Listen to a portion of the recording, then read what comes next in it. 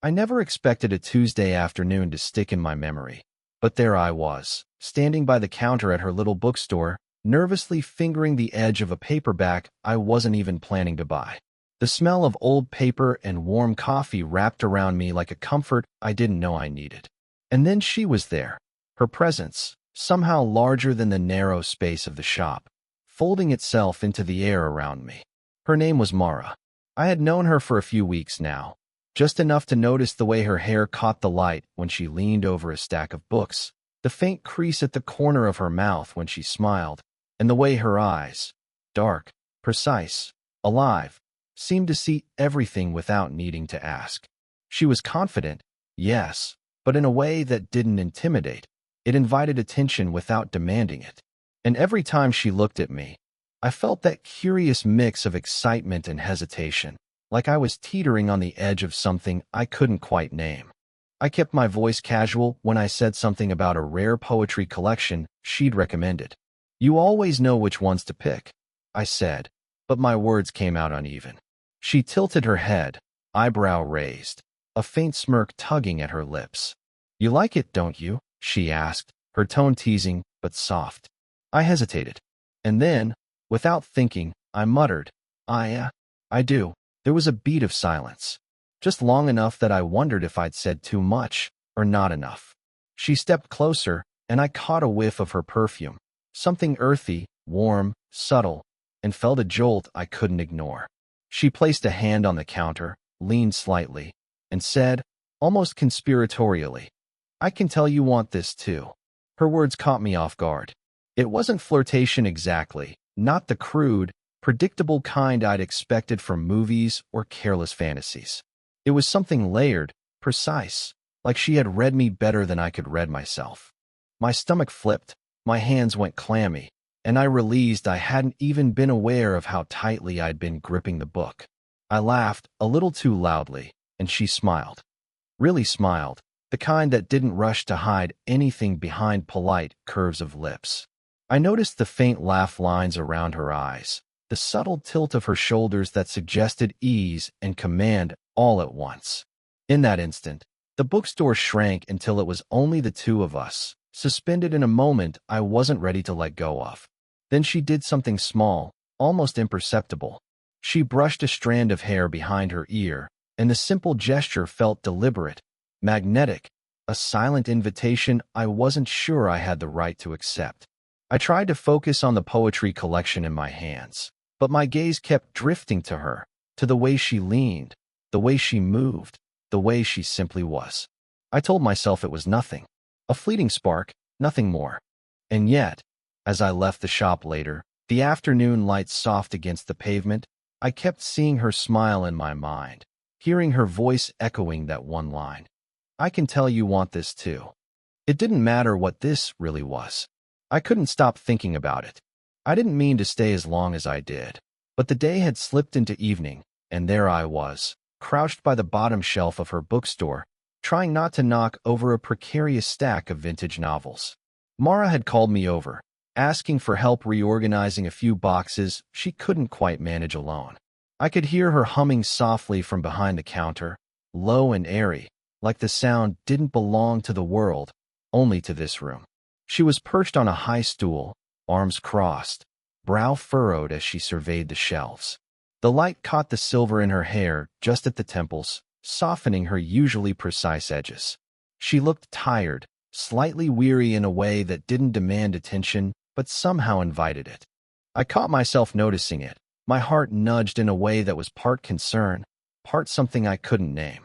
"Careful with that one," she said without looking at me, her voice quiet, measured, almost distant. "It's delicate." I nodded, fumbling slightly as I lifted the book. I wanted to tell her it was okay, that I had it, but my voice caught somewhere in my throat. She didn't glance at me, didn't offer a smile, but there was a subtle weight in the air between us. She trusted me, just enough, but not entirely. I watched her fingers brush against the edge of a shelf as she adjusted another stack, the way they moved with quiet precision, a nervousness hidden beneath control. I noticed the faint tremor in her hand, the way she exhaled softly before speaking. Every small detail seemed amplified, and I realized I was holding my own breath. "Do you need a hand with the top shelf?"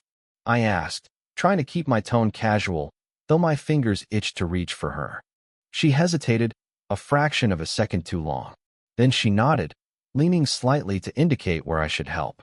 I could feel her shift, the slight brush of her sleeve against my arm, innocuous and yet electric. There was a vulnerability in the way she let me in, a momentary lowering of the walls she usually wore like armor. We worked in silence for a bit, and I found myself noticing more. The faint crease between her eyebrows when she concentrated, the soft edge of her laugh when she finally murmured a tiny joke about the chaos of the shop, the tired slump of her shoulders as she finally stepped down from the stool. She was a puzzle of precision and fatigue, confidence and hidden fragility, and I was mesmerized without knowing why. At one point, our hands brushed as I handed her a book. She froze, and I caught the way her eyes flicked up to mine, a flash of something, hesitation, curiosity, a warning, before she smiled, just slightly, just enough. "I think you might be more trouble than help," she said softly, but there was a tremor in her tone that betrayed the faint warmth beneath her guarded surface. I laughed quietly, letting the tension linger, and she looked away, busying herself with the next shelf. I stayed close, feeling the gentle pull of something forbidden, something neither of us named, but both acknowledged. And in that unspoken space, when our fingers touched for the second time on the same spine, the world narrowed, and I couldn't stop noticing how alive the moment felt, how much I wanted to linger in it, even though I knew I shouldn't. The rain had started while I was still walking toward her apartment, and by the time I reached her door, the drops had turned the street into a mirror of glimmering lights. She opened the door before I could knock, holding a towel in one hand, hair damp, cheeks pink from the chill. I hesitated in the doorway, suddenly conscious of the closeness, of the way the steam from her kettle curled around us in the narrow hall. "Come in," she said, voice steady, but her eyes flicked down to my hands, then back up, like she was measuring something she wasn't ready to name. I stepped inside, shaking off the rain, and she handed me the towel. Our fingers brushed, a brief, electric touch that lingered longer in my mind than it did on our skin. We moved through her small kitchen in a kind of silent choreography. I poured water into mugs, watched her as she stirred, the subtle crease in her forehead when she concentrated, the little hum she made when she tasted the tea. I wanted to reach for her, just to close the space between us, but something in the air, a cautious hesitance, a wall she hadn't lowered completely, kept me still. "Do you ever wonder if timing matters?" I asked, almost too softly to hear myself, my words caught between curiosity and confession. She froze, spoon in midair. Her eyes flicked toward me, then away, to the window, to the rain-slicked street. She smiled, but it didn't reach her eyes. "Timing," she said, carefully neutral. "I try not to think about it too much." The pause stretched, heavy and fragile, and I could see her vulnerability, faint and fleeting beneath her careful composure. I wanted to tell her everything I was thinking, the pull I felt, the ache of wanting her without knowing if I should. But the words lodged in my throat. I set my mug down instead, letting silence do the work I couldn't. Just as I leaned a fraction closer, drawn by some gravity I couldn't resist, her phone buzzed on the counter. She glanced at the screen and stiffened, a tight line forming at her mouth. An ex. I didn't need to know the details. The interruption snapped me back, and the nearness evaporated in an instant, leaving only the scent of rain and tea and something unspoken hanging between us. We both laughed quietly, nervously, and she looked away, brushing damp hair from her face. I stayed still, wanting to reach for her again, wanting to lean in and close that inch of space, and yet knowing the world outside our tiny kitchen demanded restraint. The storm raged against the windows, the room shrunk to the two of us, and I could feel the tension coil like a spring. I caught the edge of her sleeve as I handed her the sugar jar, our fingers meeting and separating too quickly. It was nothing, just a touch, but it felt monumental, a promise and a warning wrapped together. And for a heartbeat, a single, suspended heartbeat, I thought maybe I would lean in anyway. Just a fraction closer, a whisper of what I wanted to say, a trace of lips that hadn't yet found their mark. But I didn't. The phone buzzed again. The moment broke, and the rain filled the silence with its own rhythm. I stood there, heart hammering, unable to stop thinking about what almost happened, and knowing that if the storm lasted, we'd have to live with this unfinished tension a little longer. We were sitting in her living room, the late evening stretching itself thin across the room. The only light came from a single lamp, casting shadows that clung to the corners of the furniture. Outside, the city murmured, but inside, it felt like we had carved out a world that existed solely for this strange, fragile pause between us. I had been watching her, as I always did when I thought no one was paying attention, noticing the faint tension in her jaw, the way her hands curled around the mug she held like it was the only anchor in the room. She kept glancing at me out of the corner of her eyes, a small hesitation that made my chest tighten. Finally, she broke the silence. What are we doing?" Her voice was soft, hesitant, almost afraid of its own audacity. She looked at me then, really looked, eyes wide and unguarded for the first time. There was no teasing, no clever deflection. Just a woman staring at a younger man and asking a question that had been clawing at her quietly, beneath everything she normally controlled. I wanted to answer, to say something clever, to untangle this knot in a sentence or two, but all I could do was breathe and let the words hover between us. I don't know," I admitted finally, my voice low, unsure. "I just know that I can't pretend I don't notice you. Not anymore." Her lips parted slightly, like she wanted to speak, but couldn't. The room was full of unsaid things, past regrets, half-formed desires, fears we weren't ready to name. She shifted on the sofa, curling slightly inward, and I could see the vulnerability she tried to mask behind her usual composure. We didn't move closer. We didn't touch. The electricity of proximity was enough, suffocating and tender all at once. She took a deep breath, setting her mug down, hands trembling ever so slightly. "You know this isn't simple," she said, voice trembling now, not with anger, but with some quiet, aching truth. I can't just ignore everything that makes this complicated." And yet, she trailed off, letting the unspoken words hang like smoke. I wanted to fill them, to bridge the distance, but I knew that this fragile admission, this quiet unraveling, was something I wasn't allowed to interrupt. I leaned back slightly, matching her pace, letting the silence speak for both of us. The tension between us wasn't new, but now it had names, had contours. It was no longer something we could laugh off or ignore. It was something heavy, something that demanded reckoning. And then she said it, the words landing with a weight that pressed against my chest. "I don't know if I should want this, or if I should be scared of it." I swallowed, because the truth was the same for me. I wanted her, in ways I couldn't name, and I was terrified at the consequences of admitting it, even to myself. Her gaze held mine, unwavering, desperate, questioning, and I realized that whatever this was, we were in it together, even if we didn't know the map. I said nothing. I couldn't. Silence was enough, and it was devastating. I had arrived at her place earlier than usual, hoping to help her with a stack of deliveries she'd been ignoring.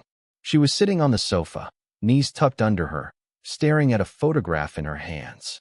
I didn't move at first, just watching her, noticing the way her fingers traced the edges of the frame like it was fragile glass, like it could shatter if she breathed too hard. She looked up when I spoke, startled, and immediately lowered her eyes again, the photograph clutched against her chest. I haven't shown anyone this," she murmured, voice tight but not defensive. I stayed where I was, hands in my pockets, giving her space. "It's okay," I said quietly. "If you want to." She hesitated, then lifted the photo just enough for me to see. It was a younger version of herself, smiling at someone I didn't recognize at first. A man, probably in his early 30s, arms wrapped around her shoulders. And then I saw it, the ache in her eyes that even the smile couldn't hide. He died," she said softly, almost to herself, and I felt a hollow knock in my chest. We were supposed to go together. He was supposed to be here. I didn't know what to say. I wanted to reach out, but I also wanted to honor the silence, the weight of what she was holding. Instead, I sat on the arm of the sofa, careful not to touch her, careful not to break whatever fragile moment this was.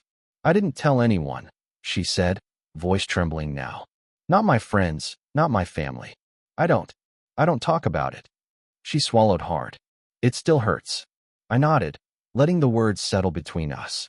I wanted to tell her that I understood, that I felt it too. But how could I? This was hers alone, a wound stitched into her life long before I arrived. So I stayed quiet, listening, and tried to memorize the way she looked in the lamplight, the slight tremor in her hands, the distant shine in her eyes. Sometimes I think, she continued, voice barely above a whisper, that I ruined it. That I should have, she trailed off, and I saw her lips pressed together, tight, as if she could bite the words back, save herself from the full weight of them. I wanted to tell her she hadn't ruined anything. That grief wasn't blame. That love, loss, those things didn't have a tidy ending. But I didn't. I could only reach for the photograph with my eyes, then return my gaze to her face, trying to show her with everything in me that I saw. And then, slowly, almost imperceptibly, she shifted. Her shoulder brushed mine as she turned slightly toward me, and in that soft, accidental contact, the room changed. The air between us thickened, heavier now with history and unspoken longing, with the quiet acknowledgement that we were both walking carefully, hearts on tiptoe. I felt it in the hollow of my chest, a slow, seismic tremor, not of heartbreak this time, but of something fragile, new, and impossible to ignore. I didn't move. She didn't either. But the moment stretched, delicate, electric, unbroken. And somehow, just like that, everything was different. We were sitting on the worn leather couch in her living room, the evening light fading into a muted gray. Outside, the city murmured softly, indifferent to everything happening inside. I hadn't expected this, hadn't expected to feel the weight of her presence so fully, the gravity of being near someone who had slowly become impossible to ignore. She hadn't spoken much. Neither had I. But the silence wasn't empty. It was full of all the words we hadn't said, all the tension and longing and careful restraint that had built up over weeks. I could feel her shoulder brushing mine as we shifted slightly, careful not to startle the other. And somehow, that brush was enough to unravel everything I tried to keep contained. I think I understand why we're both here, she murmured finally, voice low, but steady this time.